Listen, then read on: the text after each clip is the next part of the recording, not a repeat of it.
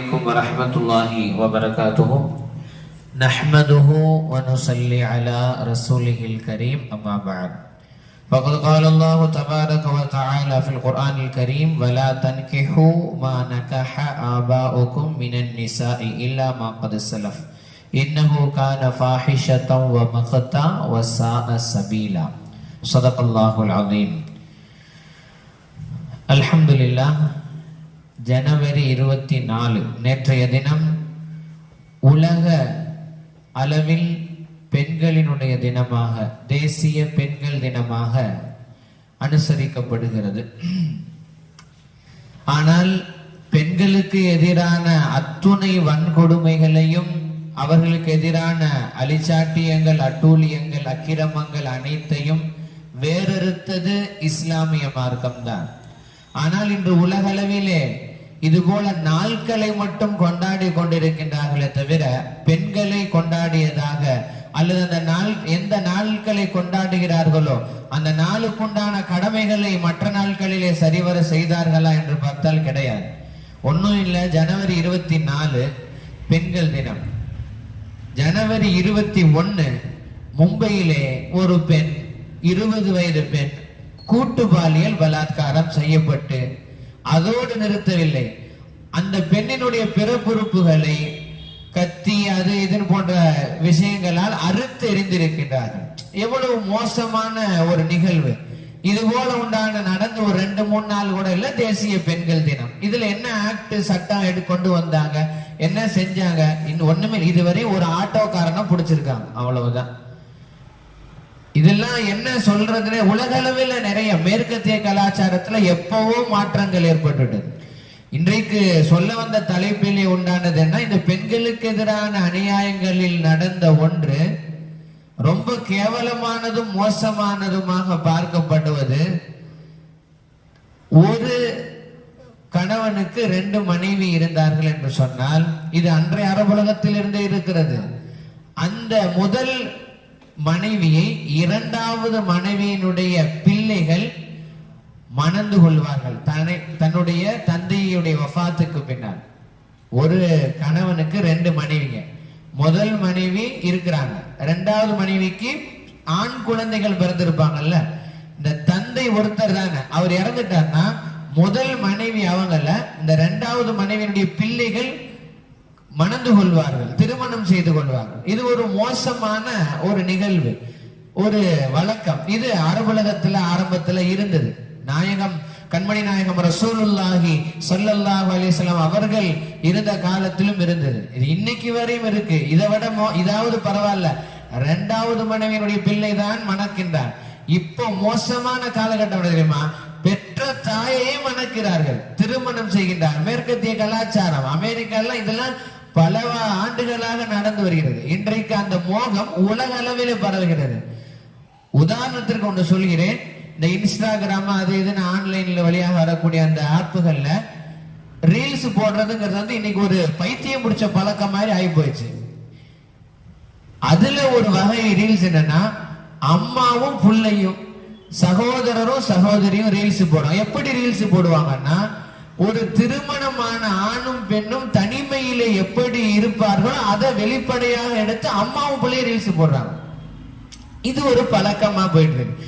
அப்படியே வடநாடுகள்ல அப்படியே பரவி தமிழ்நாடு வரை தமிழ் ஆளுங்க செய்யறாங்க இந்த மாதிரி ஒரு பழக்கம். இது எந்த வரைக்கும் ஒரு மோசமான விளைவை கொண்டு போய் சேர்க்க போகுது என்று தெரியவில்லை. இது மாதிரி ஒரு பழக்கம் தான் பரவி கொண்டு வருகிறது. அப்ப அந்த காலத்துல இப்படி ஒன்று இருந்தது. நாயகம் ரசூலுல்லாஹி ஸல்லல்லாஹு அலைஹி வஸல்லம் தர்பாரிலே ஒரு பெண்மணி வந்து நிற்கின்றார்கள்.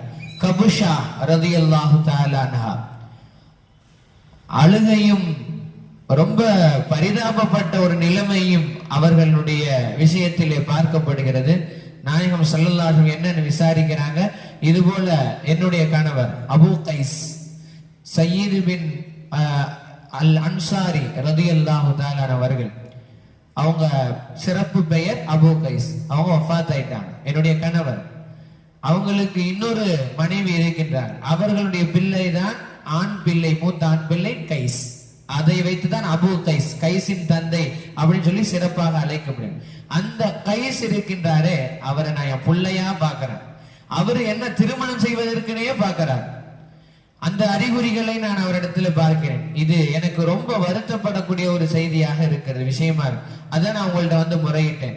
நாயகம் ரசூலுல்லாஹி ஸல்லல்லாஹு அலைஹி வஸல்லம் அதுவரை குர்ஆனினுடைய வேத வாக்குகள் இறங்காததால் அமைதியாக இருக்கிறார்கள். அப்ப இறங்குது, அதுதான் இந்த ஆயத்து. வலா தன்கிஹு மா நகஹ ஆபாஉக்கும் மினன் நிசாஇ இல்லா மா கத் ஸலஃப். இதுவரை போனது போகட்டும், இனிமேல் உங்கள யாரும் தந்தையினுடைய துணைவியார்களை திருமணம் செய்யக்கூடாது. இன்னஹு கான ஃபாஹிஷத்தன் வ மக்தா, அது கேவலமான அசிங்கமான தண்டனைக்குரிய ஒரு செயல். வஸாஅ சபீலா, கீழ்த்தரமான வழி, இது ஒரு வழிமுறை அப்படின்னு அல்லாஹ் தஆலா தெளிவா இறக்கணும். அப்ப இறக்கினதுக்கு அப்புறமாகத்தான் நாயகம் ரசூலுல்லாஹி ஸல்லல்லாஹு அலைஹி வஸல்லம் இதை ஓதிட்டு இனிமேல் அது மாதிரி யாரும் செய்யக்கூடாதுன்னு உத்தரவிட்டாங்க. இதுக்கப்புறம் தான் விஷயமே.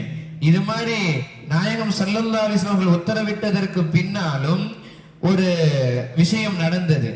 பர்ரா இப்னு ஆசிப் ரலியல்லாஹு தஆலா அவர்கள் அறிவிக்கின்றார்கள், இந்த வசனம் இறங்கி நாயகம் ஸல்லல்லாஹு அலைஹி வஸல்லம் கட்டளையிட்டதற்கு பின்னாலும் கூட ஒருவர் இதே போல தன்னுடைய தந்தையினுடைய மனைவியை திருமணம் செய்தார்கள். நாயகம் ரசூலுல்லாஹி ஸல்லல்லாஹு அலைஹி வஸல்லம் சொன்னாங்க, ஒரு ஆளை அனுப்பி அவருடைய தலையை துண்டாக்க சொன்னார்கள், உடம்பிலிருந்து துண்டாக்க சொன்னார்கள். இது போல் உண்டான மனித பிறவிகளில் மனித பிறவியே கிடையாது. இந்த மாதிரி அந்த உலகத்துல வாழ்ந்து பயனில்லை, அவனை வெட்டிடுங்க, கொலை செய்திருங்க, அவருடைய சொத்துக்களை பொது சொத்தில் சேர்த்து விடுங்கள் என்பதாக நாயகம் ஸல்லல்லாஹு அலைஹி வஸல்லம் அவர்கள் உத்தரவிட்டார்கள் என்பதாக பர்ரா இப்னு ஆசிப் ரலியல்லாஹு தஆலா அவர்கள் அறிவிப்பதை நாம் ஹதீஸ் கிரந்தங்களிலே காண முடிகிறது. எனவே இப்பேற்பட்ட பெண்களுக்கென்றே உண்டான ஒரு மார்க்கம் எதுன்னு பார்த்தா அது இஸ்லாமிய மார்க்கம் தான். எனவே பெண்களுக்கு உண்டான எல்லா விதமான அநியாயங்களும் அநீதங்களும் முற்றிலுமாக வெட்டி வேறெடுக்கப்பட்டது இஸ்லாத்தினால் தான் என்பதை இந்த உலக அளவிலே உண்டான சமுதாய பெருமக்கள் உணர கடமைப்பட்டிருக்கின்றார்கள். எனவே வல்ல ரஹ்மான் அப்படிப்பட்ட ஒரு மார்க்கத்திலே நம்மை அல்லாஹ் ஒதுக்க செய்திருக்கின்றான். அதை பின்பற்றுவதற்குண்டான தௌஃபீக்கை கொடுத்திருக்கின்றான். வல்ல ரஹ்மான் பெண்களுடைய விஷயத்திலே கண்ணியத்தோடு நடந்து கொள்ளக்கூடிய பாக்கியத்தை நம் அனைவருக்கும் தந்தல் புரிவானாக. பெண்களினுடைய விஷயத்திலே ரொம்ப ஸல்லல்லாஹு ஒரு விஷயத்தில் ரிஃப்கம் பில் கவாரீர், பெண்களை கண்ணாடி குடிவைகள் ரொம்ப மென்மையாக கையாளுங்கள் என்பதாக சொன்னார்களே, அந்த மென்மையை சில விஷயங்களில் கையாளக்கூடிய பாக்கியத்தை வல்ல ரஹ்மான் நம் அனைவருக்கும் தந்தல் புரிவானாக. நம்முடைய பெண்களை சாலிஹான பெண்களாக நமக்கு இந்த உலகத்திலும் வறுமையிலும் தோதுவாக வெற்றி தரக்கூடிய பெண்களாக வல்ல ரஹ்மான் ஆக்கி அருள் புரிவானாக. எதை பேசினோமோ எதை கேட்டோமோ அதன்படி அமல் செய்யக்கூடிய பாக்கியத்தை வல்ல ரஹ்மான் எனக்கும் உங்களுக்கும் நசீபாக்குவானாக.